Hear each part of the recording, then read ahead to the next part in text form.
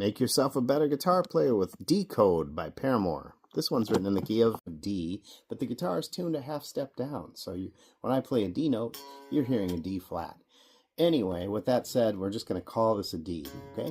It starts off on a B minor chord shape. Many of you might have played a D minor chord shape right down here. You just take that up so the D note goes all up to the 12th fret, which is now a B minor chord. But we'll keep that D thumping in the bass. What happens is after we play each note, we'll follow it up with an open D string note.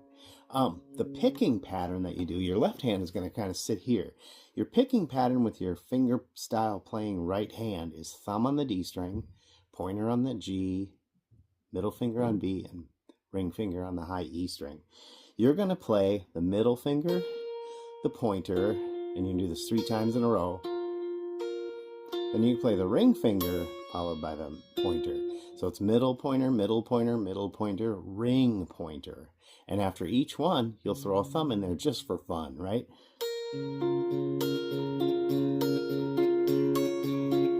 it again.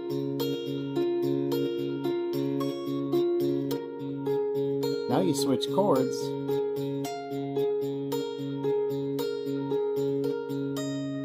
The tricky part about that, switching chords, is that your ear would never know. Well, first of all, your right hand won't know you're doing anything different. You're going to pluck it exactly the same once you switch chords. And your ear is fooled a little bit too, because when you switch chords, your pointer finger is going to take over where your ring finger used to be. But you got to do that in stride so you don't miss a beat.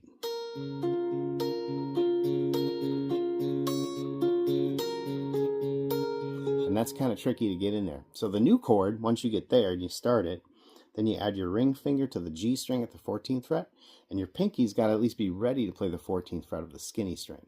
And then, like I said, your picking hand doesn't know the difference, does the exact same thing. On the second time, it stops short to go to the 12th fret of the skinny string. So you do it one time through,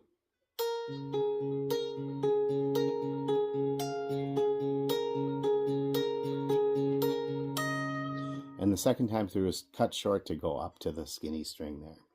What you have here as far as music theory goes is you have a D. It's written in the key of D. There's tons of D notes in there, right?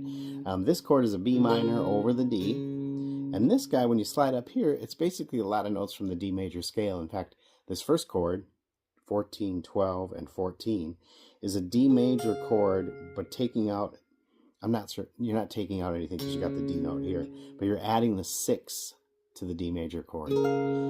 So this is the 6th note of the D scale, so you're just adding the 6, right? Then you're swapping out the F sharp for an E at the very end.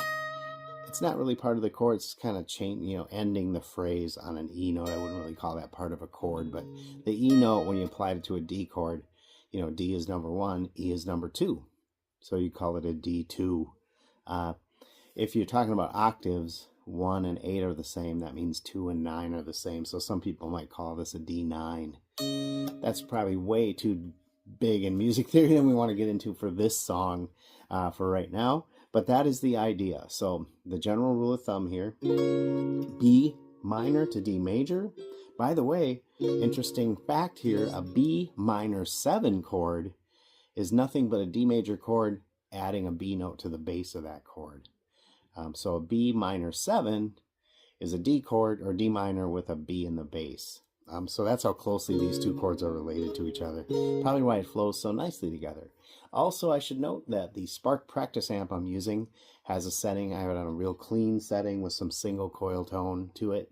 And it's got a little chorus and some reverb. And then thankfully the Spark has a delay that picks up on the tempo that you're playing and adds an echo that's in that speed.